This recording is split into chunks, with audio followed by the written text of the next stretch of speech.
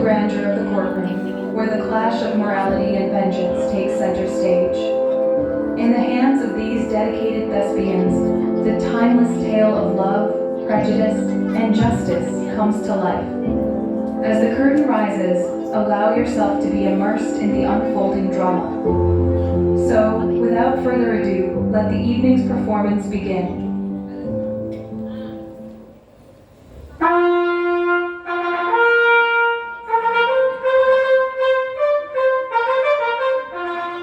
Is Antonio here? Yes, Your Grace, I'm already here. I am sorry for you. You have come to defend yourself against a stony-hearted enemy, an inhuman wretch without pity, totally lacking in mercy. I have heard that Your Grace has taken great pains to moderate the harsh legal proceedings. He remains obstinate, and since there are no legal methods to save me from his clutches, I shall suffer his anger with patience. I am prepared to face his cruelty and anger with a calm spirit. One of you go and call the Jew to the court. He is already standing at the door. Here he comes, my lord. Make room and let him stand before me. Shiloh, everyone thinks, and I also think, that you will continue with your show of cruelty till the last moment. Then all of a sudden will show mercy and repentance. Such an attitude would seem more unexpected than your cruelty, whereas you now insist on claiming the penalty, which is a pound of this poor merchant's flesh. I am sure that you will not only agree to abandon your claim, but will act according to human gentleness and love, and forego a portion of the original sum borrowed by Antonio. After looking sympathetically at the losses which he has suffered, these losses have been so served to ruin a noble merchant down, and draw pity for his condition. From hearts as hard as brass, as rough as stones, from uncultured Tars and Tartars, who have been never taught the feelings of human gentleness and kindness. Now, Jew, we all expect a noble response from you. I have informed your grace of my intentions. I abode by the Sabbath that I will have my penalty laid down in the contract. You want to know why I prefer to have the rotten flesh instead of 3,000 ducats? I will not answer that, except that I have a fancy for it. There are some men who hate a gaping pig, and others go mad if they see a cat. Others cannot have their self-control when they hear the shrill notes of the bagpipe. Personal feeling rules our emotions and sways it towards our likes or dislike. Now to answer your question, just as people have no good reason why they cannot put up with a gaping pig, a harmless domestic cat, or a wool-covered bagpipe, but they themselves are offended, they are compelled to react in such a shameful manner that they must give offense to others. This is not a satisfactory answer. You are a heartless man on account of your merciless actions. I am not obliged to give you a satisfactory answer in order to please you. Do all men kill anything they dislike? Is there any man who does not kill something that he truly hates? Every fault is not hated from the very beginning. What you let a snake to sting you twice? Remember, Bassanio, you are arguing with a Jew. You might as well stand on the seashore and ask the ocean tide not to rise. You might as well do the most difficult thing in the world rather than attempt a thing still harder to soften the heart of the Jew. So I request you not to make him any offers, nor to take any more steps, but with all due speed and simplicity as it is convenient to you, let me have the judgment and let the Jew have his will. Here are your 6,000 ducats instead of your 3,000. If each of 6,000 ducats were divided into 6 parts, and each part was a ducat, yet I will not accept that. I will have my bond. If you show no mercy to others, how can you hope for God's mercy? What judgment do I fear when I have done no wrong? You give many slaves whom you have bought like your asses, dogs, and mules. You use them in mean servitude. Just because you have bought them, shall I say to you, give them freedom and allow them to marry your children? Why they have to sweat by carrying heavy loads? In this context, you would say, the slaves are ours. So my reply is the same. The pound of flesh which I demand from Antonio has been bought by me at a high price. It is mine, and I will have it. There is no legal authority in Venice to deny me this to me. I demand the judgment now. Answer me whether I shall have it or not. With my authority, I may adjourn the court unless Bonario, a learned doctor of law, whom I have requested to come and settle this case, comes here today. My lord, a messenger from the doctors from Padua is waiting outside with the letters. Bring the letters to me and call in the messenger. Cheer up, Antonio, have courage. This Jew will have all my blood, flesh, and bones before you lose one drop of your blood on my accounts. I am like a sick sheep in the herd, more suitable to be slaughtered earlier than the others. The weakest fruit falls earliest from the tree, and so let me die. It will be a fitting task for you, Bassanio, to live and write the inscription on my tombstone. Have you come from Dr. Valerio from Padua? Yes, from Padua and from Valerio, my lord. Valerio sent his greetings to your grace. Why do you sharpen your knife with so much attention, Shylock? To cut off a pound of flesh from this bankrupt man. It is not on the sole of your shoe, but on your soul, cruel Jew, that you are sharpening your knife. No matter, not even the axe of a hangman can have half the sharpness of your envy. Can no prayers penetrate your heart? No, none that are clever enough to me. May you be damned, shameless man. Justice ought to be blamed for letting you live. You make me doubt about my religious faith. I am led to believe in the theory of Pythagoras, according to which the souls of animals may enter the bodies of men. Your evil spirit who once lived in the body of a wolf, who was a hand for killing a man. Until your abusive words destroy the legal safeguards from my agreement. You are only hurting your lungs by speaking like this. Come to your senses, young man, or you will destroy yourself. I am here to claim justice. This letter from Valerio recommends a young learned lawyer to our court. Where is he? He just close by. He is waiting for your answer to know whether you will use his service. With all my heart, 3 or 4 of you escort him here with civil courtesy. Meanwhile, I will have Valerio's letter read to the court. Your Grace will understand that I am very ill at the time of receiving your letter. However, at the moment your messenger arrived, there was with me on a friendly visit a young doctor called Balthazar from Rome. I informed him about the nature of the case between the Jew and Antonio, the merchant. We consulted many law books. He is aware of my opinion about the case, alongside with the vast knowledge, the depth of which I cannot praise adequately. Let not his young age make you withhold your highest esteem for him. I have never known a young man with such deep thinking. I request you to accept him and try him. Then it will be seen how much better he is than my praises. You heard what the learned Valerio has written? I think. Here comes the doctor himself. Do you come from Dr. Valerio? Yes, my lord.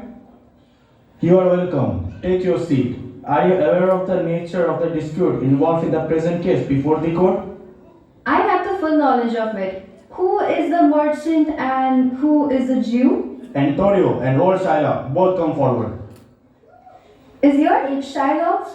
Shylock is my name. The case which you have brought here is strange. Still, the law of Venice cannot find faith in your case. You are in danger from him, are you not? Yes, so he says.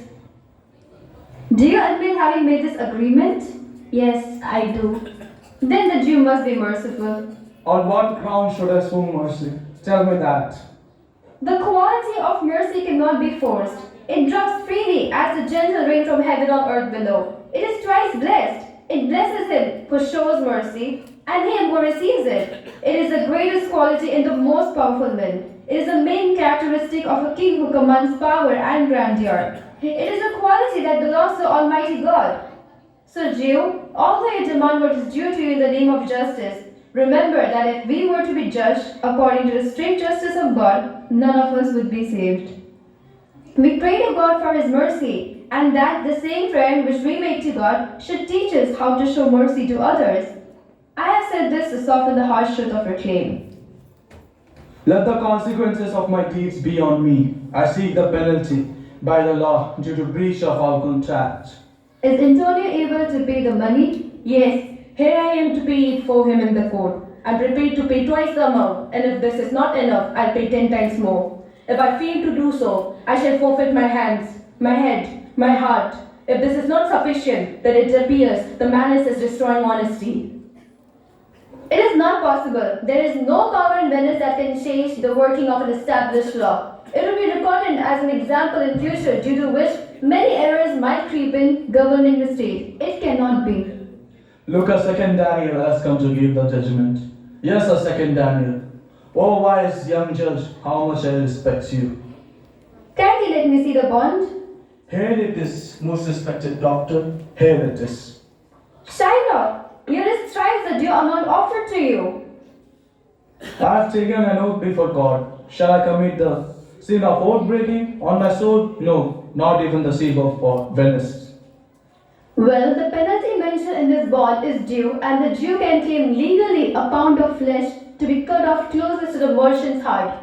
Be merciful, take 3 times the money, and let me tear up this bond. Only after it is paid according to the terms of the bond. You seem to be impartial, Judge, knowing the law and applying it effectively. I request you, in the name of the legal system of which you are a worthy member, proceed to pass the judgment. I swear by my soul that nothing that a man can say will change my mind. I insist on having the strict terms of the bond. I wholeheartedly request the court to give its judgment. Well, then be it so. You must prepare your bosom to be cut off by his knife. O noble judge, what an excellent young man. The meaning and scope of the law fully applies to such a penalty as is incurred by this agreement. That is true, O wise and honest judge. You are much wiser than what would expect from your youth. Therefore, Antonio, uncover your bosom. Yes, his chest. That is what the bond says. Does it not, noble judge? Nearest his heart are the exact words. It is so. Is there a weighing machine here to weigh the flesh? Yes, I have it ready. Arrange for a doctor to be present here at your own expense. Shylock, to stop his wounds from his bleeding, lest he should bleed to death. Is it laid down in the bond that I must do so? No, it is not laid down so, but what about that? It is good that you do so out of kindness. I can find no such things in the bond. Have you anything to say, Antonio? Very little. I'm ready and well prepared. Give me your hand, Bassanio. Farewell. Do not grieve that I am going to die because of you. Convey my regards to your honorable wife and tell her the manner of Antonio's death. Tell her how much I loved you and speak well of me after my death. You must only regret the loss of a friend, for I have no regrets in paying your debt. If the Jew cuts deep enough, I will immediately pay the debt with all my heart. Antonio, I'm married to a wife who is as dear to me as my own life. But my life, my wife, and the whole world are not considered to be more grateful than the value of your life. I would lose them all, sacrifice each of them, just to save you from this devil. Your wife would thank you a little for that offer if she were present to hear you making such an offer. I have a wife whom I swear I love, but I wish that she were dead and in heaven, so that she could plead with some heavenly power to change this cruel Jew. It is as good that you make this offer when your wife is not present. Otherwise, your wish would disrupt the peace in your household. But we are wasting time. I request you to pronounce the sentence. A pound of this merchant's flesh is yours. The court awards it to you and the law sanctions it. Most just judge. And you have to cut this flesh from his chest. The law allows it and the court sanctions it. Most learned judge. It is a good sentence. Come prepare yourself, Antonio. Wait a little. There is something else. The bond does not permit you to shed the smallest drop of blood. The words definitely state a pound of flesh. So state the penalty as per as the bond, which is a pound of flesh. While cutting it, if you shed 1 drop of Christian blood, then by the laws of Venice, all of your lands and property will be confiscated by the state of Venice.